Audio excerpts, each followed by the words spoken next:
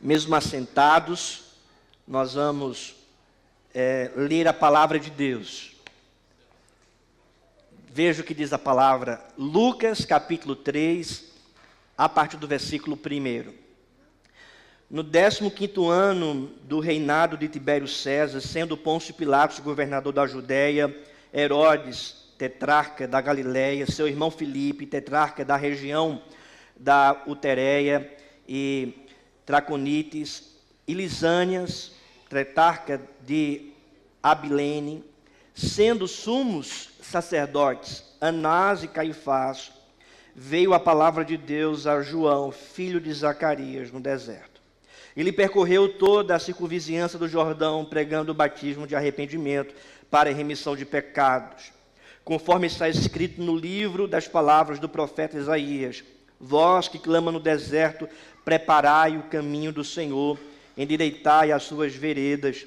Todo vale será aterrado e nivelado todos os montes e outeiros. Os caminhos tortuosos serão retificados e os escabrosos aplanados, e toda carne verá a salvação de Deus. Versículo 7, acompanha a leitura. Dizia ele: pois as multidões que saíam para serem batizadas, raça de víboras, quem vos induziu a fugir da ira vindoura? Produzi, pois, frutos dignos de arrependimento, e não comeceis a dizer entre vós mesmos: temos por pai Abraão, porque eu vos afirmo que destas pedras Deus pode suscitar filhos a Abraão. E também já está posto o machado à raiz das árvores. Toda árvore, pois, que não produz bom fruto é cortada e lançada ao fogo. Então as multidões o interrogavam, dizendo: que havemos, pois, de fazer? Respondeu-lhes: quem tiver 2 túnicas, reparta com quem não tem, e quem tiver comida, faça o mesmo. Foram também publicanos para serem batizados e perguntaram-lhe: mestre, que haveremos de fazer? Respondeu-lhes: não cobreis mais do que é estipulado. Também soldados lhe perguntaram: e nós, que faremos? E ele lhes disse: a ninguém maltrateis, não deis denúncia falsa, e contentai-vos com o vosso soldo. Estando o povo na expectativa e discorrendo todos no seu íntimo a respeito de João, se não seria ele, porventura, o próprio Cristo, disse João a todos: eu, na verdade, vos batizo com água, mas vem o que é mais poderoso do que eu, do qual não sou digno de desatar-lhe as correias das sandálias. Ele vos batizará com Espírito e com fogo. A sua pá ele a tem na mão, para limpar completamente a sua eira e recolher o trigo no seu celeiro. Porém queimará a palha no fogo inextinguível. Assim, pois, com muitas outras exortações, anunciava o evangelho ao povo. Mas Herodes, o tetrarca, sendo repreendido por ele, por sua causa de Herodias, mulher de seu irmão, e por todas as maldades que o mesmo Herodes havia feito, acrescentou ainda sobre todas a de lançar João no cárcere. E aconteceu que, ao ser todo o povo batizado, também foi Jesus. E estando ele a orar, o céu se abriu, e o Espírito Santo desceu sobre ele em forma de corpórea, como pomba, e ouviu-se uma voz do céu: tu és o meu filho amado, em ti me comprazo. Vamos orar? Senhor Deus, amado Pai, nós lemos a tua palavra, te suplicamos, ó Deus, fala ao nosso coração, fala conosco, nós precisamos ouvir a tua voz. Assim nós oramos em nome do teu Filho amado Jesus. Amém. Conta-se que o grande evangelista e avivalista George Whitefield pregava ao ar livre para grandes multidões. Multidões de até 20.000 pessoas. Certa vez, quando pregava sobre arrependimento, George Whitefield falando sobre a necessidade do povo se arrepender e crer em Jesus Cristo. Muitos começaram a chorar compulsivamente. Outros clamavam a Deus por misericórdia. E alguns caíam quebrantados, de joelhos no chão. Em avenida pública, um grande quebrantamento e uma grande convicção de arrependimento. O arrependimento verdadeiro não é uma emoção passageira, mas o arrependimento verdadeiro é uma mudança radical que começa no coração, que quebranta a alma e que se manifesta na vida. O texto de Lucas capítulo 3 fala especificamente sobre o ministério de João Batista, o precursor do Messias, cuja pregação central é o arrependimento de pecados. Lucas dedicou os 2 primeiros capítulos de seu evangelho para demonstrar o pano de fundo espiritual e histórico que antecedeu o ministério de Cristo, apresentando o ministério de João Batista. Esse ministério que abre caminho e prepara o caminho para a chegada do ministério público de Jesus Cristo. Lucas registra a ocasião em que João Batista começa o seu ministério. Uma ocasião onde havia muita corrupção política e moral. O Império Romano dominava o mundo da época e havia muita imoralidade por parte dos romanos, muita opressão por parte dos romanos. Havia também hipocrisia e imoralidade por parte da casta religiosa hipócrita dos judeus que viviam ali em Israel. Tanto é que João Batista vai chamar esses líderes religiosos de raça de víboras. E Jesus Cristo também chama esses líderes religiosos de hipócritas. O nascimento de Jesus acontece na plenitude do tempo e João Batista é o precursor dessa vinda de Cristo. E esse tempo é o tempo predeterminado por Deus, onde João Batista é levantado pelo Espírito Santo após 400 anos de silêncio, quando termina o Antigo Testamento, e é levantado para pregar a mensagem de arrependimento de pecados em um tempo de imoralidade e corrupção por parte do povo. O texto menciona 5 líderes, dirigentes seculares, no versículo 1. Primeiro, o imperador Tibério César. Segundo, o governador Pôncio Pilatos. E 3 tetrarcas: Herodes, que aqui é o Antipas, filho do rei Herodes, Filipe e Lisânias. Além de 2 líderes religiosos, os sumos sacerdotes, Anás, que havia sido deposto do cargo de sumo sacerdote por Roma, mas continha ainda influência, e Caifás, o genro de Anás.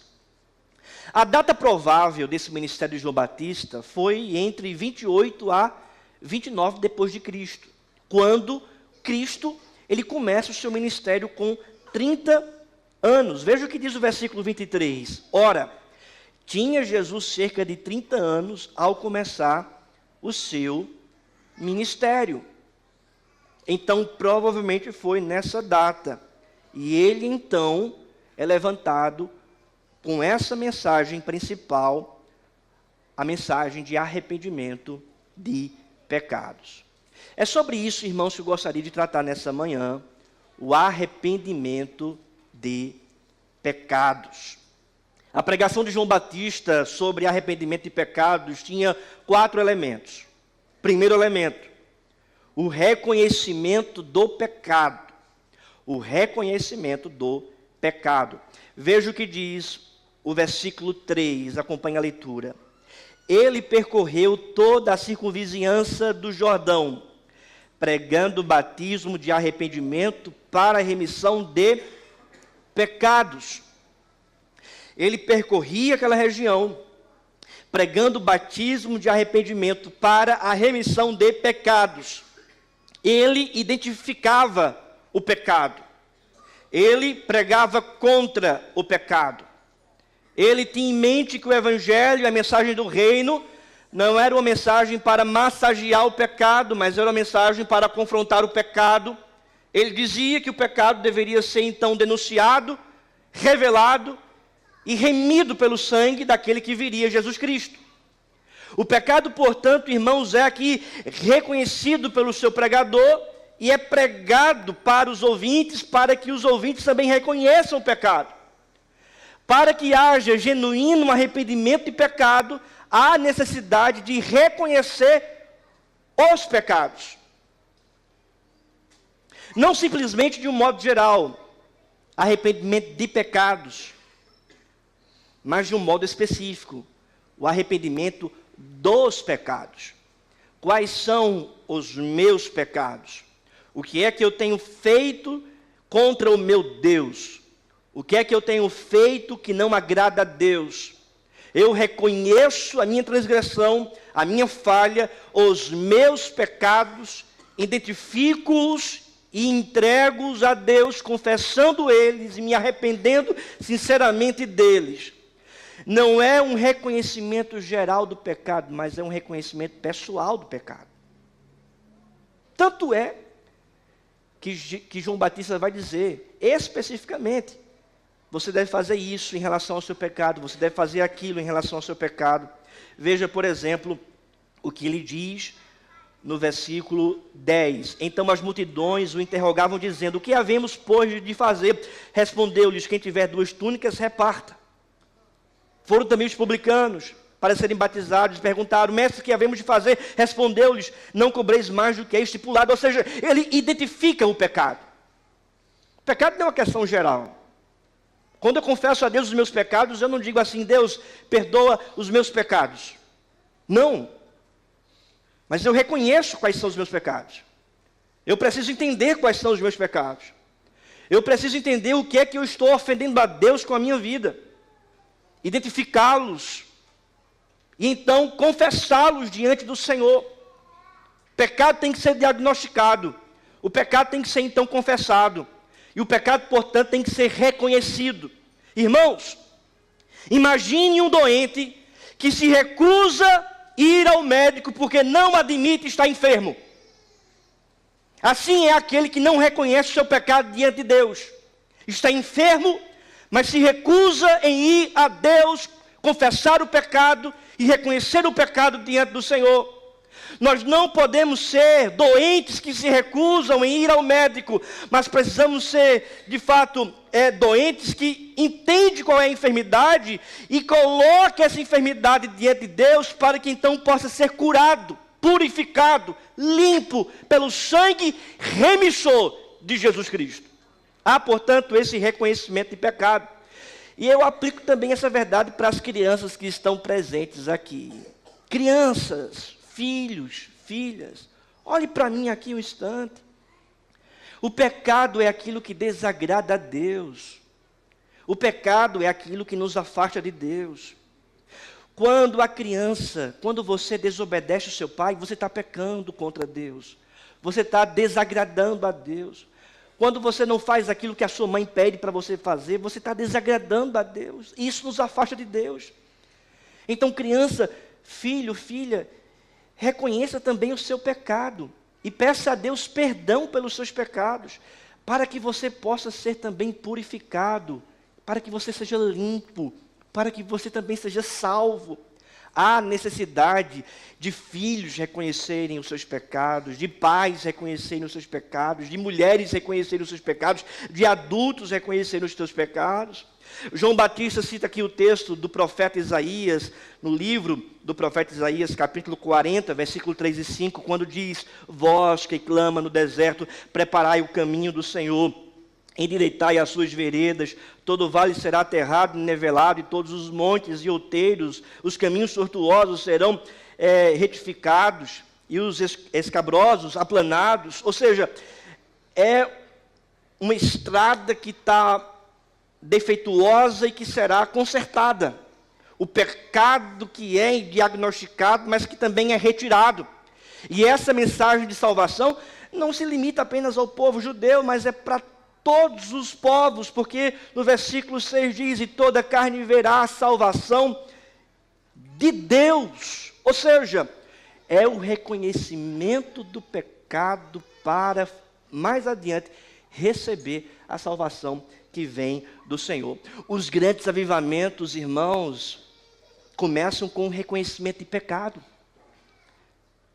As grandes bênçãos dadas por Deus começam com o reconhecimento de pecado. Não é o reconhecimento do pecado do outro. Você não está aqui para pensar: eita, como seria bom que fulano estivesse aqui ouvindo essa mensagem, ou cicrano estivesse aqui ouvindo essa mensagem. Não. Essa mensagem é para você. Essa mensagem é para nós. Para a minha vida, para a sua vida.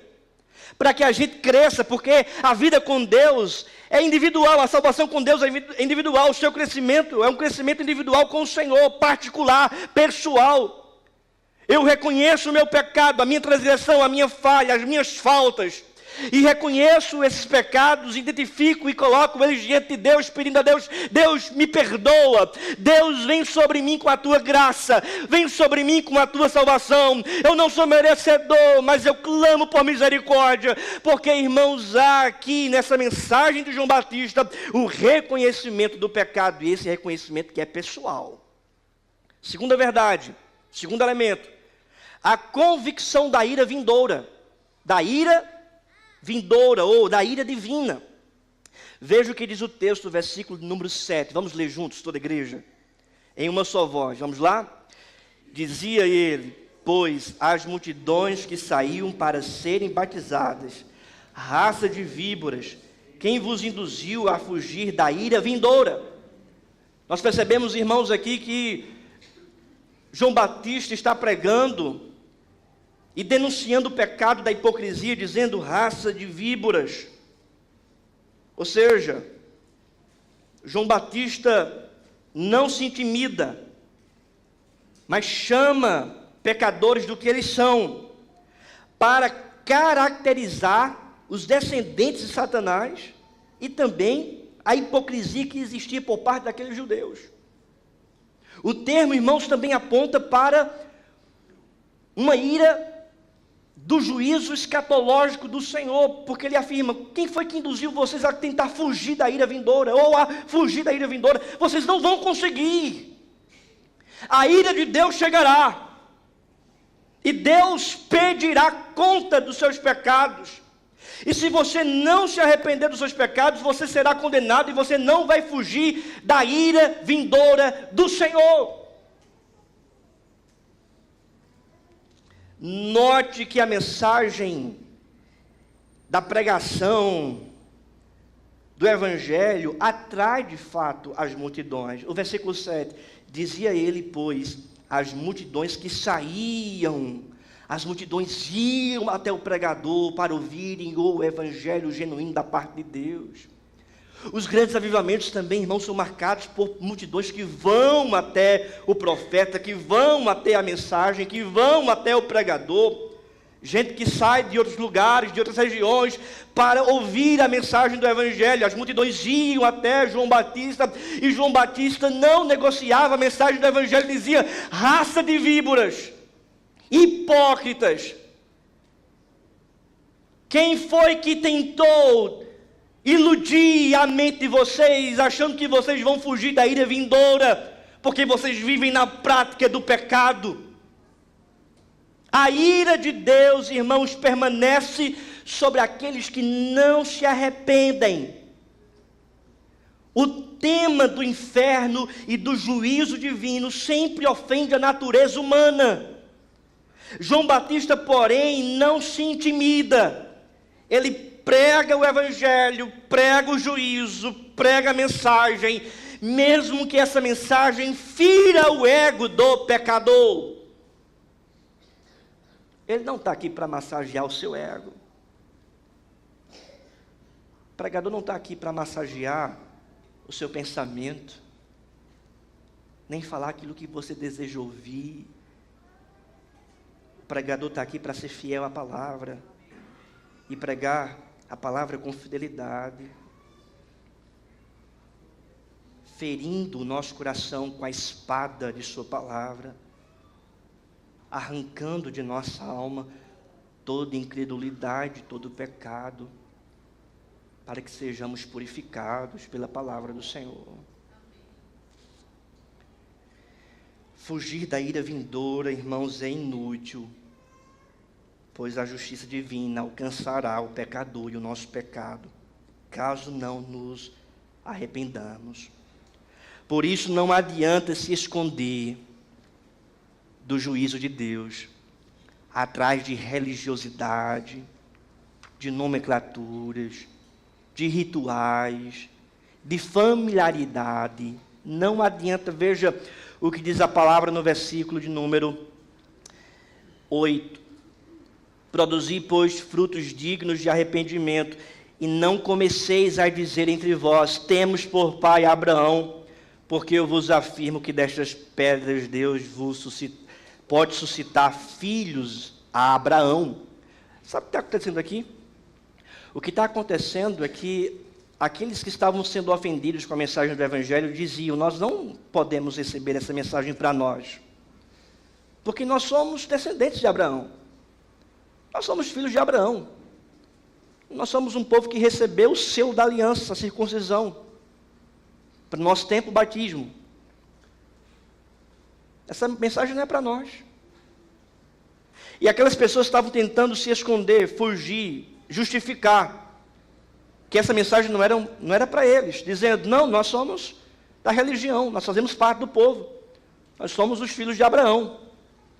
E aí então João Batista diz, não adianta vocês fugirem, não adianta vocês se esconderem por trás da tradição, por trás da religião, por trás do selo ou dos aspectos externos da aliança com Deus. Não adianta vocês se esconderem, fugirem, porque Deus pode fazer de pedras filhos de Abraão, descendentes de Abraão. E tem muita gente que se esconde os seus pecados por trás de tradição, de religiosidade, de família.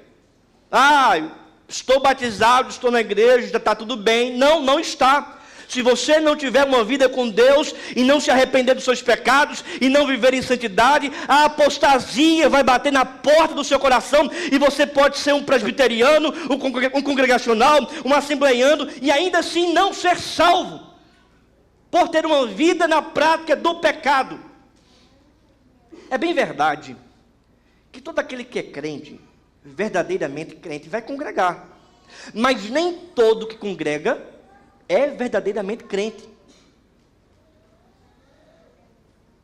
Não adianta se esconder, não adianta justificar, não adianta culpar os outros, não adianta projetar no outro o seu pecado, não adianta criticar o outro com o objetivo de esconder o seu erro, as suas faltas, as suas falhas. Olhe para si, reconheça o seu erro, pare de ficar pensando no outro, olhe para o seu coração, procure viver uma vida pessoal diante de Deus, dizendo, eu estou aqui para te servir somente. Que os meus olhos não estejam no outro, mas estejam em ti. E contemplando então a tua glória, os meus pecados sejam expostos e arrancados por tua palavra, para que eu possa viver dignamente diante do Senhor.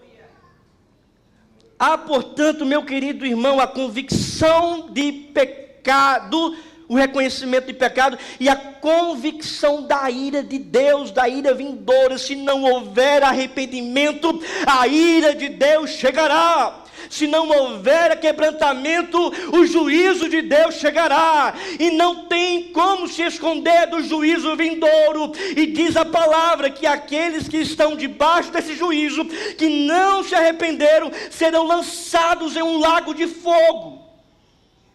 Veja o que diz a palavra, versículo 17, a sua pá, ele a tem na mão para limpar completamente a sua eira e recolher o trigo no seu celeiro, porém queimará a palha em fogo inextinguível, ou seja, ele vai separar o trigo, ele vai separar a palha, e aqueles que não se arrependem dos seus pecados, mas vivem no meio do povo de Deus, serão queimados, serão condenados, o juízo chegará. Há um famoso sermão de um grande avivamento que aconteceu nos Estados Unidos, sermão pregado por Jonathan Edwards. O título do sermão foi Pecadores nas mãos de um Deus irado. Pecadores nas mãos de um Deus irado. Conta os historiadores que quando Jonathan Edwards estava pregando esse sermão, denunciando o pecado, apresentando o evangelho e mostrando a solução, que era o arrependimento, as pessoas começaram a chorar, quebrantadas com o evangelho que estava sendo pregado. Um choro compulsivo. E a presença de Deus foi tão forte que aquelas pessoas que estavam ali ouvindo o evangelho começaram a se apegar nos bancos com medo de ir para o inferno. Em grande pranto, o povo segurando no banco, com medo de ir para o inferno, começaram a chorar compulsivamente. E naquela noite, um avivamento de fato começou ali nos Estados Unidos, e muitos começaram a confessar os seus pecados publicamente diante dos homens e diante de Deus. E aquelas pessoas começaram a confessar os seus pecados, uns com os outros, uns para com os outros e para com Deus.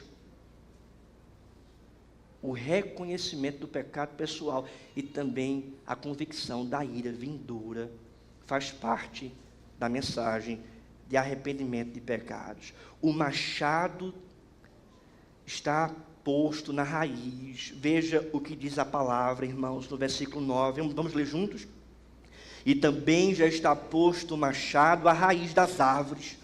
Toda árvore, pois, que não produz bom fruto, é cortada e lançada ao fogo. Se não houver um verdadeiro arrependimento, o machado está na raiz. Já está posto. Vai ser cortado, vai ser lançado ao fogo, vai ser condenado. Essa expressão, machado na raiz, indica urgência e iminência.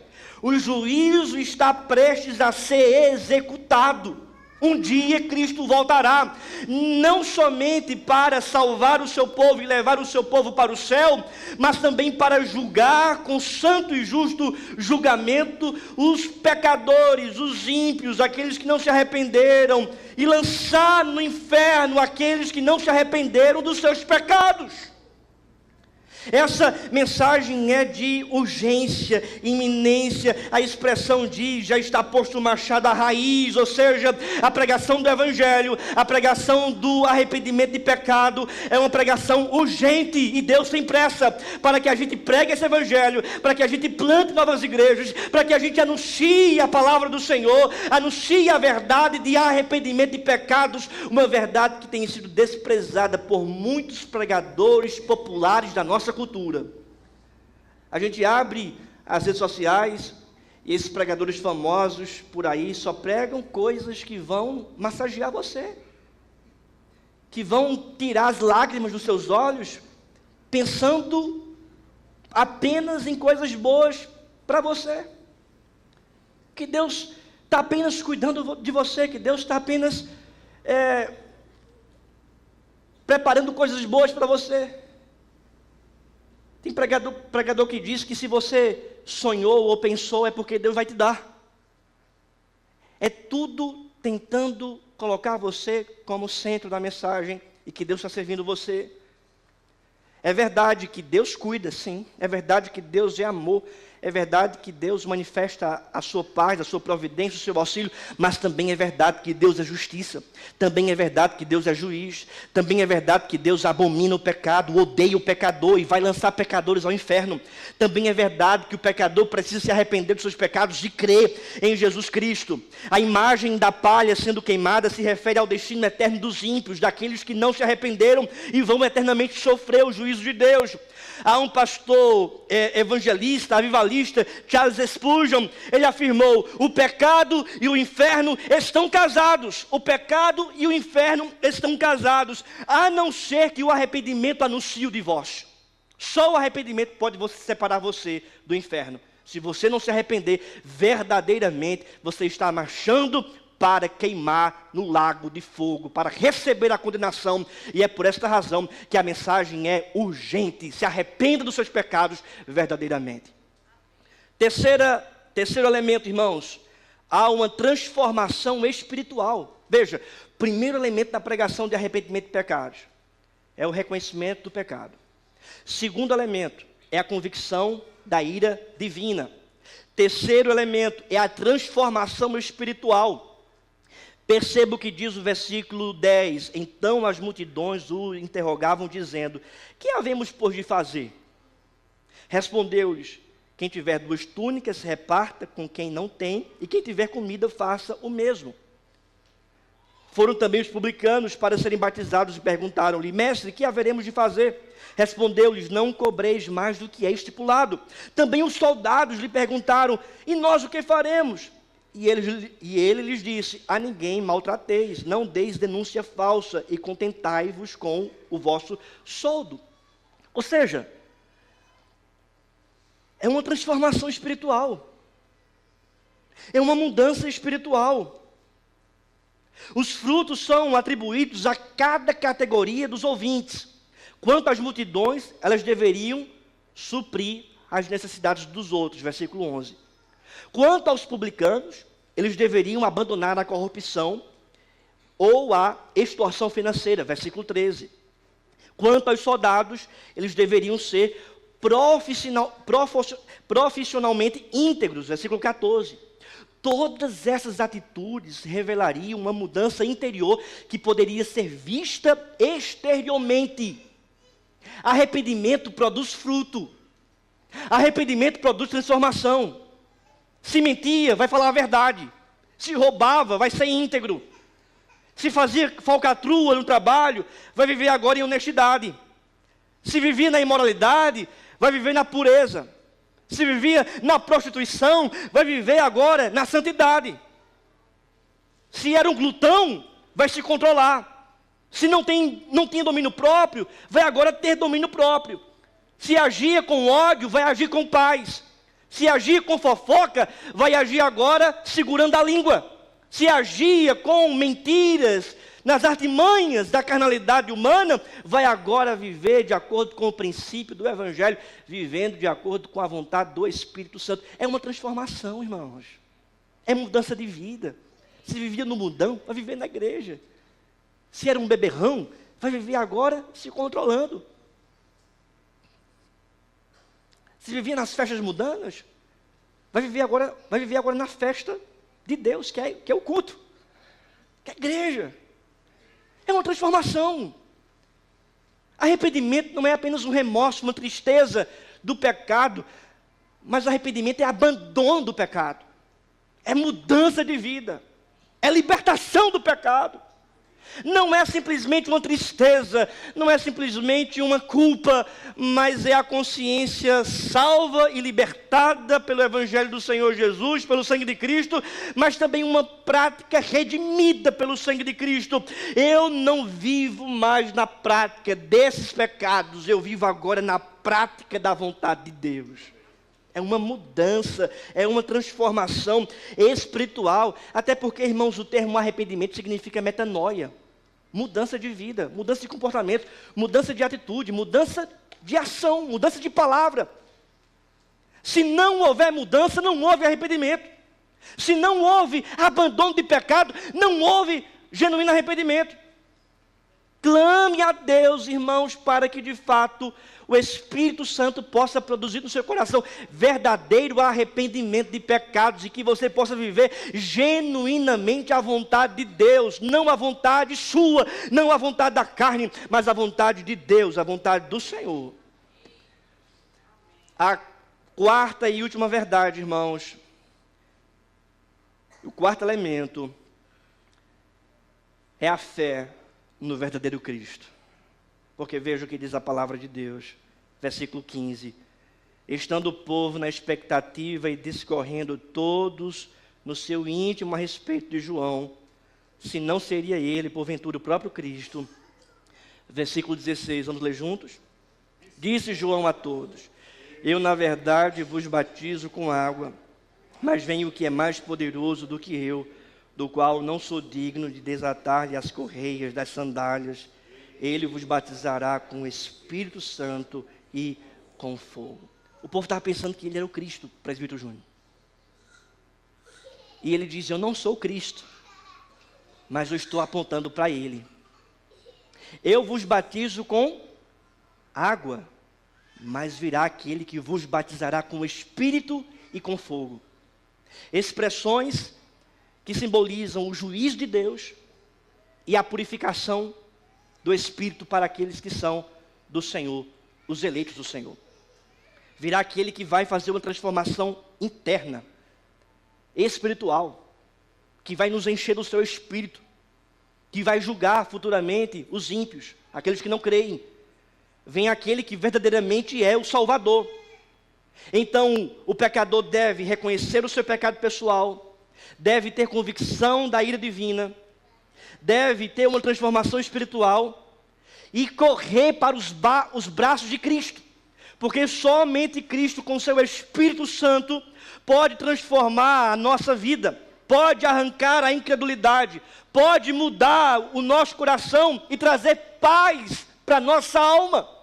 Cristo é aquele que morreu pelos nossos pecados, que pagou um alto preço para redimir os nossos pecados.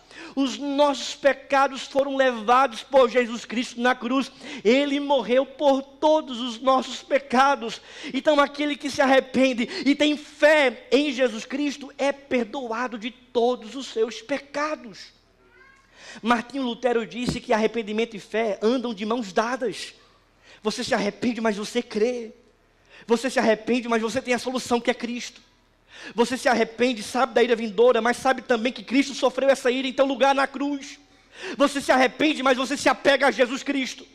Você se arrepende dos seus pecados, mas você tem um representante que é Cristo, que já obedeceu por você, que já morreu por você, e que tem você nas suas mãos, e que nada pode arrebatar você das mãos dele. Você se arrepende, mas você confia nos méritos de Cristo. Não é confiar nos seus próprios méritos, não é confiar na sua própria vontade, não é confiar na sua própria capacidade, mas é confiar em Cristo Jesus, que venceu por você, que viveu por você, que morreu por você, que redimiu o seu pecado para te justificar de todas as suas transgressões. É a fé no verdadeiro Cristo. Estes são os elementos, irmãos, da pregação de arrependimento de pecados. O reconhecimento do pecado, a convicção da ira vindoura, a transformação espiritual e a fé no verdadeiro Cristo. Algumas aplicações objetivas para você. A igreja anuncia o Evangelho pregando arrependimento de pecados. Não é outra mensagem. A igreja anuncia o Evangelho pregando arrependimento de pecados. O pecado tem que ser pregado, tem que ser denunciado. E a solução para esse pecado tem que ser apresentada, que é Cristo Jesus. Segunda aplicação. A igreja batiza aqueles que se arrependem dos seus pecados. Os que se arrependem são batizados, conforme diz a palavra. É um selo externo daquilo que acontece interiormente na vida de um pecador. Terceira aplicação, o evangelho confronta os pecados de todas as camadas sociais. Multidões, publicanos, fariseus, até irmãos Herodes. Todo pecado tem que ser denunciado pela pregação do Evangelho. O Evangelho confronta o pecado de todas as camadas sociais. Quarta e última aplicação, a igreja prega o Evangelho do Reino, apontando unicamente para o verdadeiro Cristo. Cristo é a solução. Cristo é o perdão. Cristo é a justificação. Corra para Cristo, se apegue a Cristo e confie unicamente em Jesus Cristo. Meu querido irmão, faço algumas perguntas para você, concluindo essa mensagem. Você reconhece o seu pecado? Você reconhece o seu pecado? Você teme a justiça da ira de Deus? Sua vida revela frutos dignos de arrependimento? Sua vida revela frutos dignos de arrependimento? Sua fé está firmada no Cristo verdadeiro? Sua fé está firmada no Cristo verdadeiro? Meu querido irmão, o caminho para nós é sempre voltar ao primeiro amor, sempre se arrepender e sempre ter esse fervor em nosso coração por uma vida diante do altar de Deus. Amém. Vamos ficar de pé, vamos orar.